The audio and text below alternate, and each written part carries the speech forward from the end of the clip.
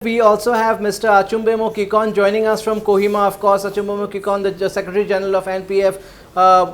Welcome, sir, to Northeast Live again. Mr. Kikon, it's almost clear now that Yes. that the BJP is in 25 seats. The NPF, the latest that we are getting is that the good news is that the NPF is leading in close to 6 seats, leading in 6 out of 10 seats. That's great performance, won't you say that, Mr. Kikon? Yes, of course. We have, you are aware, we have only filled 10 constituencies this time. And we have went very aggressively in our campaign. We are thankful to the voters for responding to the call that we have given. And we are hoping at least 8. You are predicting only 6 for us. I think that's a very conservative figure. Let us wait till the last minute counting.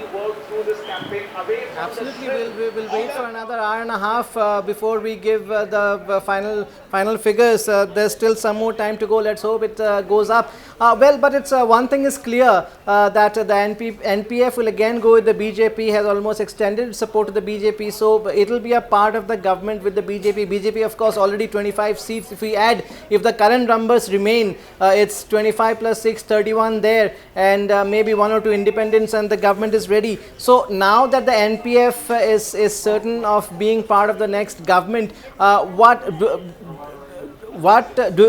do you think you'll be more demanding as far as cabinet portfolios is concerned? I know it's too early to talk about these things, but then the NPF this time with 6, if the number remains, you'll be in a commanding position. What does that mean to the party, especially in Manipur?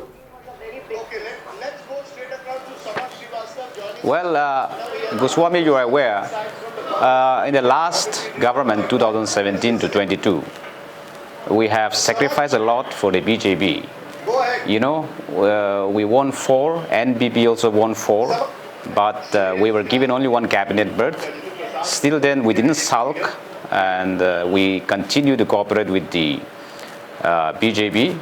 And the leadership, the high command of the BJP, we hope they are fully aware of what has transpired during the past 5 years and the commitment given by the NPF.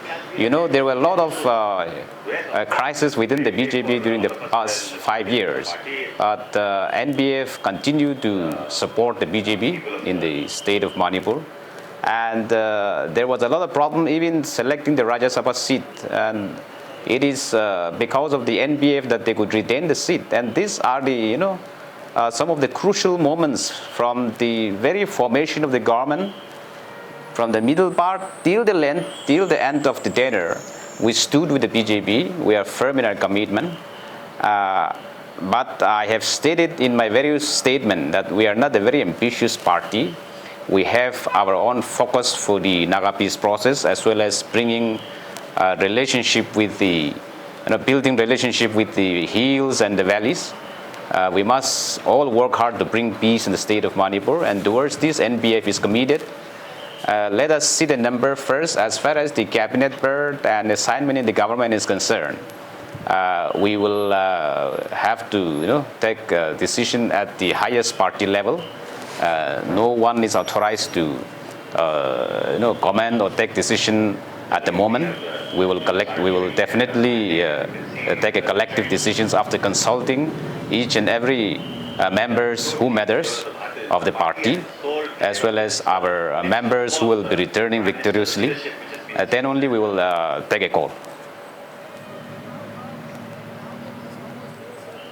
NPF once again will be a part of the government. Now, this is also a very crucial time, Mr. Kikon, as you would know. The Naga peace talks is at a very crucial stage. We have the Nagaland CM, Deputy CM, Mr. T.R. Zileng himself going to Delhi today again to meet Union Home Minister Amit Shah as far as the Naga peace talks are concerned, pushing for the final solution. Now, at this crucial juncture, when you join another BJP-led government in Manipur, of course, the Manipur government has always maintained that it will ensure that the territorial integrity of Manipur is maintained. So do you think it's again going to be a catch-22 situation for the NPF, being both in the opposition-less government in Nagaland and in Manipur, at a time when the Manipur government will once again stress on the fact that the territorial integrity of the state should remain intact at any cost? Do you think, I know it's too early to talk about these things, but again, this is a crucial juncture for the Naga peace talks. NPF doing well in Manipur, NPF slated to be a part of the government again. So, you know, how critical are these things for the party?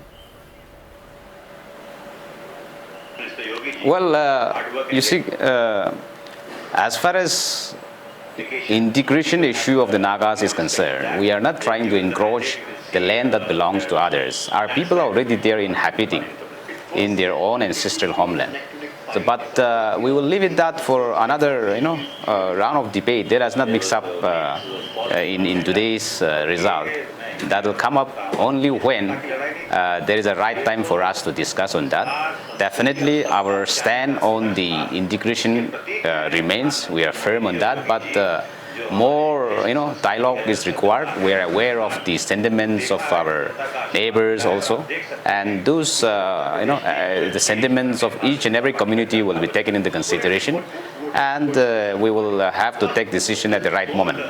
Now, what I would like to tell you is, we have only contested in 10 seats, but I would like to bring it to the notice of your viewers that,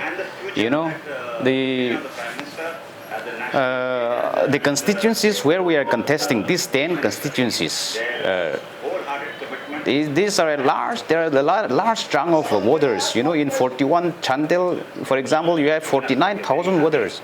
In the 42 Technopal, you have 44,000 voters.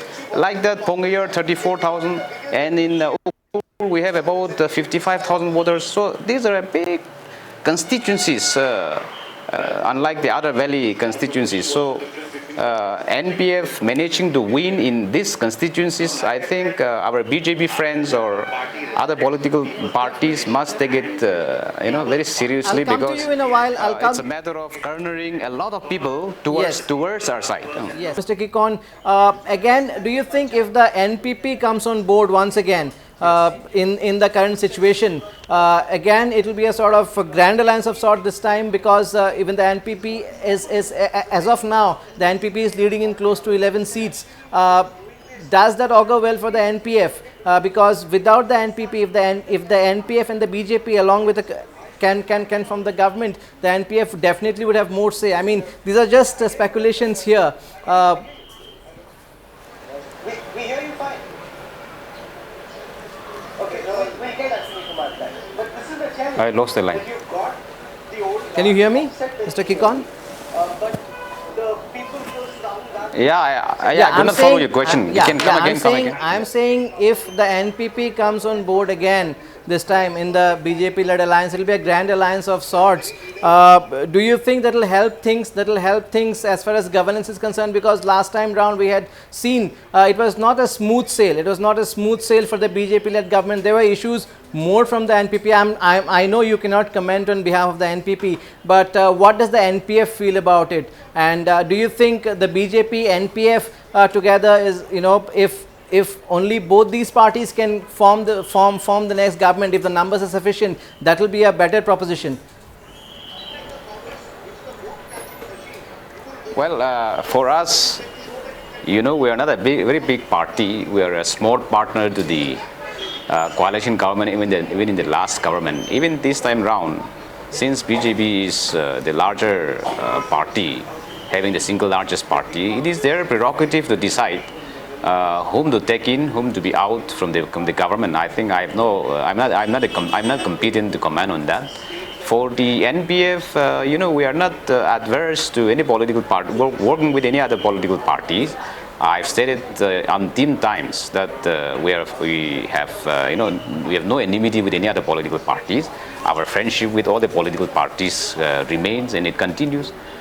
For us, we are committed to certain issues, and our relationship, as I've stated, with the BJP is still intact, and hopefully we are looking forward to work together even in the in the near future. Now, if the NPF gets a bigger mandate this time, your numbers are like leading in 6 seats so far. If the NPF gets a bigger mandate this time, what is your promise to the people of the hill districts, the people who are backing you?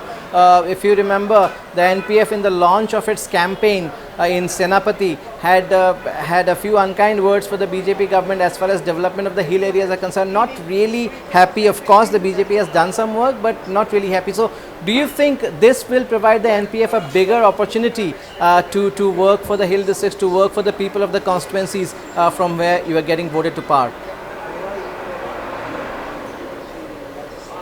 Of course. See, we were a part of the government. We tried our best reaching out to the hill areas, and I can claim without any hesitation that our participation has created a lot of impact in the hill areas, especially reaching out various developmental works, number one. Number two, bridging the gap between the hills and the valleys, which I have been emphasizing this time and again. Now with the new dispensation, definitely we look forward for more assignment from the government, because unless proper assignments and more assignments are given to our elected members, just simply remaining a member, the responsibility is less, and we need an authority to reach out to our hill areas with certain developmental agenda. And on this aspect, we will definitely take up with the BJP leadership once the results are cleared. Would the NPF, I know it's too early to ask all these things, you mentioned a short while back how the NPF had sacrificed a lot despite having 4 seats, the same as the NPP in the last coalition. Correct. But sacrificed a lot, didn't get as many ministerial berths. Would the NPF this time probably ask for more, especially ministerial berths relating to the hill districts, ministries in which the party could work more for the hill districts? Would the NPF aspire for those berths for the sake of the people of the hill districts?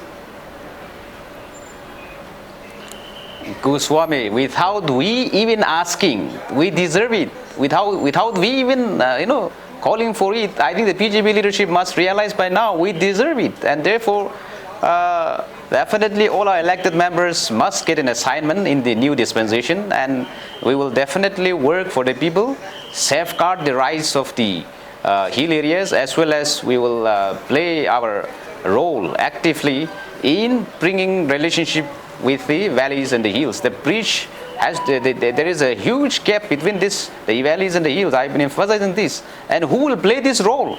NPF is the right party, because as I said, I've given you some of the figure where we represent a large chunk of the voters. If you compare the valley voters and the hill voters, even if our one MLA wins, we carry 50,000-60,000 people with us.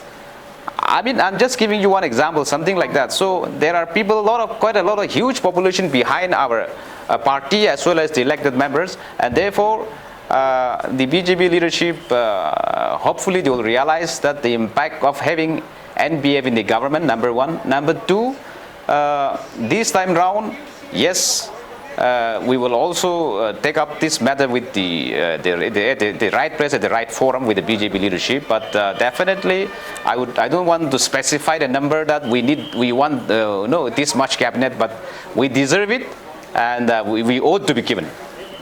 Thank you so much, Achumbemo Kikon, for joining us and giving us your perspective. We are hopeful that the NPF will get more than 6 seats this time round.